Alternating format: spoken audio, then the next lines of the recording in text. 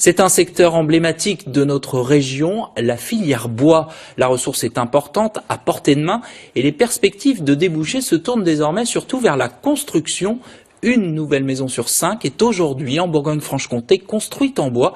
Une dynamique sur laquelle tentent de prospérer de plus en plus d'entreprises. À Val-d'Aon, le reportage d'Éric Proença-Pina et David Martin. Depuis juin, la maison du bonheur pour Julie et Ellie est une maison en bois. Le jeune couple souhaitait devenir propriétaire et quitter son appartement. Le choix du chalet a imposé le bois et permis un chantier express. En moins de 3 mois, on a été dedans depuis le début du chantier à la fin, à la remise des clés. On a été, ça allait vite quoi. Quand on voit les performances énergétiques des maisons à ossature bois, c'est ça aussi qui nous a attirés. Le Doubs compte une quinzaine d'entreprises spécialisées dans la construction de maisons en bois. Le projet dessiné, chaque élément est usiné et assemblé à l'usine. Isolation externe et interne, réseau électrique, rien ne doit manquer.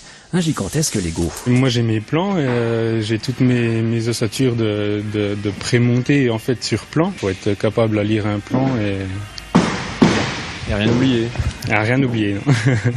Au bout de quelques jours, les éléments seront amenés sur le chantier. L'assemblage prendra moins d'une semaine avant intervention des électriciens et carreleurs. La région manque d'usines de transformation en produits élaborés. L'entreprise Gardavo utilise donc de 40 à 50% de bois franc-comtois. Plus ennuyeux, elle doit parfois lutter contre les conservatismes de la profession. Il y a encore beaucoup de potentiel constructif à faire. Après, c'est aussi, il faut aussi libérer au niveau architectural les contraintes des architectes, des bâtiments de France, pour autoriser davantage de bois sur les parements extérieurs des maisons et libérer ce potentiel qui est assez important dans la région notamment.